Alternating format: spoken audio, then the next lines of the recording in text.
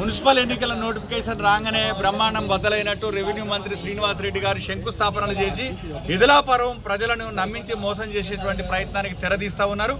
ఇవాళ కేంద్రంలో నరేంద్ర మోడీ గారి పాలనలో ఇలా పూర్తి స్థాయిలో స్థానిక సంస్థలకు కానీ మున్సిపాలిటీలకు కానీ కార్పొరేషన్లకు కానీ పెద్ద ఎత్తున నిధులు ఇస్తూ ప్రోత్సహిస్తూ ఇలా నరేంద్ర మోడీ గారి ప్రభుత్వం ముందుకు పోతూ ఉంది. ఇలా ఇదిలాపురం మున్సిపాలిటీ ఇలా ఖమ్మం జిల్లాకు ఒక తోరణంలాగా స్వాగతం చెప్పేటువంటి మున్సిపాలిటీ. ఈ మున్సిపాలిటీకి చుట్టుపక్కల అభివృద్ధి జరిగిందంటే ఇలా మొత్తము ఈ ఉమ్మడి ఖమ్మం జిల్లాలో వెళ్తున్నటువంటి జాతీయ రహదారులు నాగపూర్ అమరావతి జాతీయ రహదారి కానివ్వండి, సూర్యాపేట దేవరపల్లి జాతీయ రహదారి కానివ్వండి, కరీంనగర్ కోదాడ వెళ్తున్నటువంటి జాతీయ రహదారి కానివ్వండి, ఇటువంటి పలు అభివృద్ధి పనులతోని ఇలా కేంద్ర ప్రభుత్వం నిధులిస్తున్నది తప్ప రాష్ట్ర ప్రభుత్వం విధించింది ఏం లేదు. అందుకే ఈసారి ఇదిలాపురం మున్సిపాలిటీ ప్రజలను మార్పు కోసం ఈసారి బీజేపీకి అవకాశం ఇవ్వండి.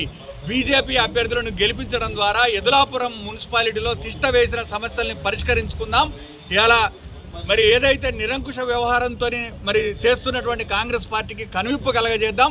ఇదిలాపురం మున్సిపాలిటీలో బీజేపీని గెలిపించుకుందాం, ఇదిలాపురం మున్సిపాలిటీని సమగ్రంగా అభివృద్ధి చేసుకుందామనే నినాదంతో ఇలా భారతీయ జనతా పార్టీ సమావేశంలో ముందుకెళ్తా ఉంది.